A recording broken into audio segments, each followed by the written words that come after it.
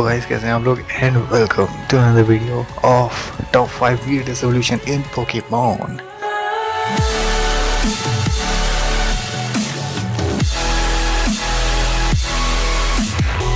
Okay, तो शुरुआत करते हैं पोकेमॉन की बात करके कि ऑफ कोर्स पोकेमॉन का चैनल है, पोकेमॉन की ही बात करेंगे। आप लोग भी मेरी तरह पोकेमॉन काफ़ी सालों से देखते आ रहे हैं एंड जैसे जैसे पोकेमॉन की जनरेशन आती जा रही है, न्यू जनरेशन आती जा रही है, वैसे ही पोकेमॉन कंपनी है वो पोकेमॉन्स को इवॉल्व करने के बहुत अजीब तरीके डेवलप करती जा रही है। मतलब अब ये तरीके नहीं रह गए, ये एक तरह से समझ लो जादू टोना करके अपने पोकेमॉन को इवॉल्व कर रहे हैं। जो न्यू जनरेशन की गेम्स है उनमें तुमने काफ़ी सारे वियर्ड एवोल्यूशन तो देखे ही होंगे एंड अब जो आगे आने वाली जो गेम है लेजेंड ऑफ आर्सियस एंड और वो भी मतलब पुराने टाइम की है, तो पुराने टाइम में पता नहीं क्या क्या अजीब अजीब से एवोल्यूशन लेके आएंगे वो, तो वो तो वही पोकेमॉन कंपनी के हाथ के ऊपर ही है कि अजीब पोकेमॉन एवोल्यूशन लाते हैं या फिर नॉर्मल। यहाँ तक भी है कि मतलब लेजेंड ऑफ आर्सियस में कोई नया पोकेमॉन आता भी है या नहीं।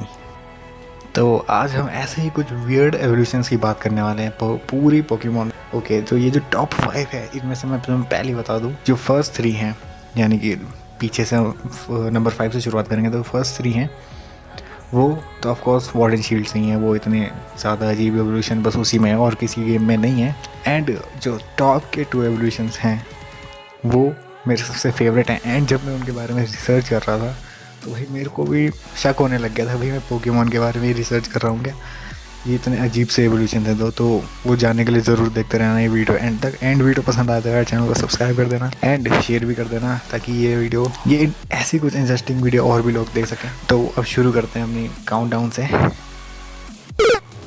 सो नंबर 5 पे जो वियर्ड एवोल्यूशन आने वाला है वो है अपनी सबसे प्यारी गेम यानी कि स्वॉर्ड एंड शील्ड से, जो कि है मिलसरी।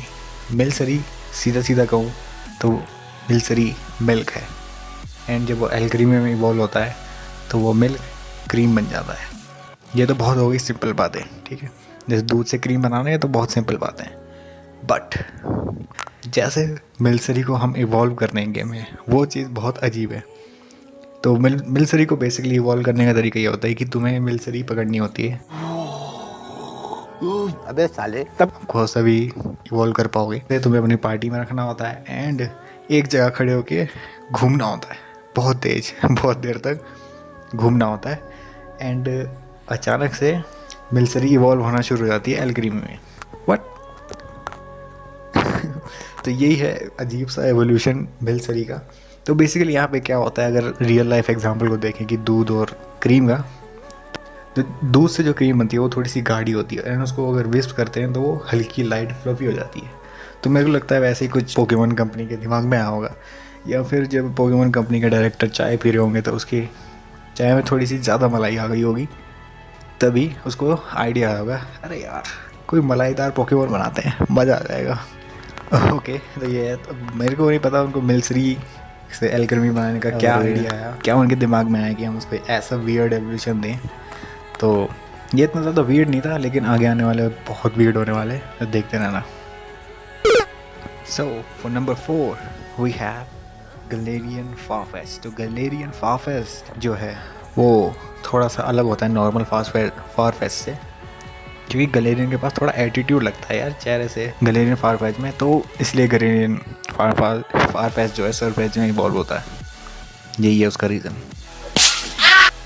नहीं मैं मजाक कर रहा था, ये रीज़न नहीं है। हाँ, लेकिन गलेरियन फारफेस्ट एटीट्यूड में तो लगता ही है। तो उसका वियर्ड एवोल्यूशन ये है कि तुम्हें उसको सरफेस में इवॉल्व करने के लिए 3 क्रिटिकल हिट करने होते हैं इन अ सिंगल मैच। मतलब ये वियर्ड तो नहीं है लेकिन थोड़ा डिफ़िकल्ट है, क्योंकि एक सिंगल मैच में 3 क्रिटिकल हिट करना तो बहुत ही मुश्किल है अदरवाइज कोई सुपर क्रिटिक मूव यूज़ कर रहे हो तो। अगर इसको आसान करना है तो जैसे तुम एक स्पेसिफिक एक गलेरियन सरफेस पकड़ना एंड फिर उसको एक आइटम देना, लीक करके शायद कोई एक आइटम होती है जो कि होती है ग्रीन अनियन जैसी दिखती है छोटी सी। तो उस आइटम से उसका क्या होता है कि क्रिटिकल हिट रेशियो बढ़ जाता है उसका, और उसके क्रिट लैंड करने के एक मैच में गलेरियन सरफेस के आप उसके चांस और बढ़ा सकते हैं कुछ हाई क्रिटिकल रेशियो मूव उसको सिखा के, जैसे कि उनमें से कुछ होते हैं जैसे कि focus energy and leaf blade. तो उनके मूव उनके जो क्रिट रेशियो होती है वो काफ़ी हाई होती है एंड काफ़ी ज़्यादा चांसेस बढ़ जाते हैं 3 क्रिट लैंड करने के एक मैच में, वरना तो बहुत मुश्किल होने वाली है भाई। ओके पता नहीं कैसे इवॉल्व होगा वो, कैसे नहीं होगा। एंड पता नहीं 3 क्रिट लैंड करते ही सरफेस जो फारफेच है उसके अंदर थोड़ी सी जोश आ जाता है, शक्ति आ जाती है, एंड फाइनली डिसाइड करता है वो इवॉल्व करने का। तो ये था पैच का इवॉल्व होने का रीज़न। सरफेच में थोड़ा अजीब, थोड़ा डिफिकल्ट, लेकिन का थोड़ा सा इंटरेस्टिंग भी है, क्योंकि भाई पोकेमॉन में कुछ अजीब ना होता तो कुछ इंटरेस्ट तो आता नहीं है। Okay, for number 3 we have Galarian Yamask. तो ये एवोल्यूशन भी कुछ मतलब इसमें तो इस एवोल्यूशन में साफ हो जाता है कि भाई पोकेमॉन कंपनी के डायरेक्टर ने कुछ ना कुछ फूक के बनाया ये वाला एवोल्यूशन। भाई सीरियसली, अगर तुम इस एवोल्यूशन में एकदम स्पेसिफिक नहीं होते हो तो तुम्हारा सारा आधा घंटा या उससे ज़्यादा 1 घंटा जितना भी तुम्हें टाइम लगे वो सब वेस्ट हो जाएगा, एंड तुम्हारे हाथ कुछ भी नहीं लगने वाला। तो इस पोकेमॉन के एवोल्यूशन में क्या करना होता है, तुम्हें सबसे पहले एक गैलेरियन यमास्क पकड़ना पड़ेगा ऑफ कोर्स। तो सॉरी, उसको इवॉल्व करने के लिए तुम्हें क्या करना होगा, उससे बैटल करना है, एंड उस बैटल में तुम्हें 48 और 49 या उससे ज़्यादा डैमेज लेना है। उससे कम डैमेज होगा तो कोई फ़ायदा नहीं होने वाला। तुम्हें वापस पोकेमॉन सेंटर जाके फुल हील करना पड़ेगा, वापस वाइल्ड एरिया में जाके फिर से बैटल करना पड़ेगा, एंड तुम्हें 49 से ज़्यादा डैमेज लेना पड़ेगा। फिर अगर तुम्हारे यमास्क ने 49 से ज़्यादा डैमेज ले लिया, उसके बाद तुम्हें एक स्पेसिफिक स्पॉट पे जाना पड़ेगा जो कि होता है डस्टी बॉल्स में। डस्टी बॉल्स एक जोन होता है वहाँ पे, जो कि वाइल्ड एरिया में होता है, आराम से दिख जाएगा मैप पे।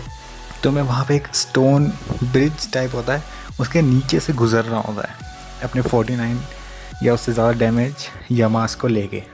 उसके बाद वो इवॉल्व होना शुरू होता है, एंड ऑफ कोर्स इसमें लेवल जो है वो मैटर नहीं करता, कोई भी लेवल हो सकता है 1 से लेकर 99 तक, वो तुम्हारे ऊपर है कितनी ट्रेनिंग करवाते हो तुम उसकी। ओके गाइस, तो ये था नंबर 3 का। तो जैसे मैंने वीडियो के स्टार्टिंग में भी बोला था कि पहले 2 जो एवोल्यूशन है, यानी कि सेकंड एंड नंबर 1, ये सबसे वियर्ड एवोल्यूशन है, एंड इन्हें जब मैं सर्च कर रहा था तब मैं भी हैरान। ओके, तो अब देखते हैं हमारा नंबर 2 कौन सा है। तो हमारा नंबर 2 आता है योशी एवोल्यूशन। योशी एक कैरेक्टर है मारियो गेम्स का। अगर तुम मारियो गेम्स के बारे में नहीं जानते तो भाई तुम्हें गेमर कहलाने का कोई हक नहीं है। मेरे लिए तो भाई गेम्स की शुरुआत मारियो गेम्स से हुई थी, क्योंकि मेरी सबसे पहले जो गेम खेली थी मैंने वो थी मारियो की। तो जैसे कि आप पता है मारियो भी निंटेंडो का ही है, एंड पोकेमॉन भी निंटेंडो का ही है, गेम्स निंटेंडो के हैं। तो योशी एवोल्यूशन जो है, एक मैगज़ीन आई थी पोकेमॉन की 21 साल पहले। कोई यकीन नहीं कर सकता, लेकिन 21 साल पहले एक मैगज़ीन आई थी पोकेमॉन की, वो थी एक्सपर्ट गेमर मैगज़ीन। तो उसमें एक आर्टिकल छपा था, एक बंदे के पास होने चाहिए पोकेमॉन रेड एंड एक के पास होने चाहिए पोकेमॉन ब्लू, और उन दोनों गेम्स में सारे पोकेमॉन्स होने चाहिए, पूरे 151 पोकेमॉन। एंड उसमें से रेड प्लेयर को एक डेटिनी ट्रेड करनी है ब्लू प्लेयर को, एंड वो ब्लू प्लेयर उस डेटिनी को पूरा इवॉल्व करेगा ड्रैगनाइट में, एंड वापस ट्रेड बैक करेगा रेड प्लेयर को। ओके, एंड फिर रेड प्लेयर जो है वो सेरुलियन सिटी केव में जाएगा, सेरुलियन केव जो होती है उसमें जाएगा, उसके बेसमेंट में जाएगा, वो उसी स्पॉट पे जाएगा जहाँ पे उसने म्यूटू पकड़ा था, एंड फिर वो उस ड्रैगनाइट पे यूज़ करेगा अपना fire stone, and that fire stone will involve that Dragonite into Yoshi. है ना, साउंड थोड़ा अजीब लगता है, एंड क्योंकि ये अजीब है भाई, क्योंकि ये था एक बहुत ही बड़ा प्रैंक पोकेमॉन कंपनी की तरफ से on April fools day. And इस प्रैंक ने काफ़ी सारे बच्चों को बेवकूफ़ बनाया था, एंड जब मैंने इसको पहली बार देखा था तो मैं भी बहुत बेवकूफ़ बन गया था भाई इसको देख के, कि मतलब ऐसा भी हो सकता है। लेकिन ऐसा होता तो अगर होता सच में तो काफ़ी अच्छी बात थी, क्योंकि 2 गेम्स जो एक ही कंपनी से बिलोंग करती है उनके बीच में एक ऐसा क्रॉस ओवर होना काफ़ी अच्छा लगता देखने में। लेकिन ऐसा नहीं था, ये सब एक प्रैंक था, तो क्या कर सकते हैं। लेकिन जो फर्स्ट एवोल्यूशन है वो प्रैंक नहीं है, सुनने में प्रैंक जैसा लगेगा लेकिन बिल्कुल भी नहीं है, और वो तुम अभी खुद भी ट्राई कर सकते हो अगर तुम्हें कोई ओरिजिनल गेम मिलती है तो पोकेमॉन। तो नंबर 1 है हमारा evolving Pokemon with other Pokémons. मतलब कुछ पोकेमॉन तो होते हैं जैसे कि जो एक दूसरे की हेल्प से इवॉल्व होते हैं, जैसे कि ट्रेड करने से या फिर कोई और आइटम एक्सचेंज करने से, लेकिन ये जो है वो बहुत ही अलग है। उसमें कोई ट्रेड नहीं होता, कोई आइटम एक्सचेंज नहीं होता, कोई कुछ नहीं होता इसमें। ये चीज़ बस अप्लाई हो सकती है अपने फर्स्ट जनरेशन गेम के, यानी कि रेड एंड ग्रीन पे। तो इसमें क्या होता है कि जैसे तुम्हारे पास एक पीकाचू है एंड वो पीकाचू इवॉल्व हो सकता है ग्राउलत से। हाँ बिल्कुल सही सुना तुमने, एक पीकाचू इवॉल्व हो सकता है ग्राउलत की मदद से। कोई ट्रेड नहीं, कोई कुछ नहीं। तो होता क्या है कि जैसे एक बैटल चल रहा है एंड बैटल में तुमने सबसे पीकाचू को भेजा, फिर उसको वापस बुला लिया एंड ग्राउलत को भेजा, ठीक है। एंड जैसे वो बैटल ख़त्म होगा तो एंड पीकाचू इवॉल्व होना शुरू कर देगा राइचू में बिना किसी थंडर स्टोन से। तो इस केस में होता है क्या है, यहाँ बात आ जाती है थोड़ी कोडिंग वगैरह की। तो जैसे ही हम ग्राउलत को भेजते हैं तो एक टेम्परेरी मेमोरी सेव हो जाती है जो कि होती है HEX21। एंड ये HEX21 टेम्परेरी मेमोरी सेव हो जाती है एंड ये मेमोरी सेम होती है सेव जब कोई थंडर स्टोन यूज़ करता है।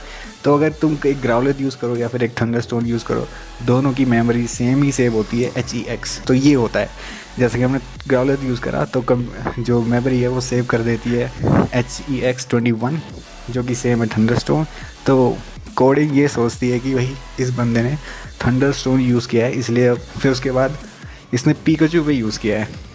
तो वो पीकाचू को इवॉल्व करना शुरू कर देता है बिना किसी एक्चुअल थंडर स्टोन यूज़ करे। एंड ये सिर्फ ग्राउलत और पीकाचू के साथ ही नहीं होता है, ये काफ़ी सारे और भी अलग पोकेमॉन के साथ होता है। फॉर एग्जांपल ओनिक्स, अगर तुम ओनिक्स को भेजोगे जिसकी मेमोरी सेव होती है HEX22, वो सेम मेमोरी स्टोर होती है वाटर स्टोन की। तो जैसे कि अगर तुम ऑनिक्स को बैटल में भेजा एंड उसके बाद एक ऐसा पोकेमॉन भेज रहे हो जो वाटर स्टोन से इवॉल्व होता है बैटल में, तो वो पोकेमॉन बैटल के बाद इवॉल्व होना शुरू हो जाएगा बिना एक्चुअल वाटर स्टोन यूज़ करे। तो ये था हमारा पहला वियर्ड एवोल्यूशन की evolving a Pokemon with another Pokemon. तो गाइस ये थे इस वीडियो के कुछ वियर्ड एंड अजीब से एवोल्यूशन। अगर आपको ये वीडियो पसंद आई तो प्लीज़ लाइक कर देना, चैनल को सब्सक्राइब कर देना ऐसे ही कुछ आगे आने वाली वियर्ड एंड अमेजिंग वीडियोस के लिए।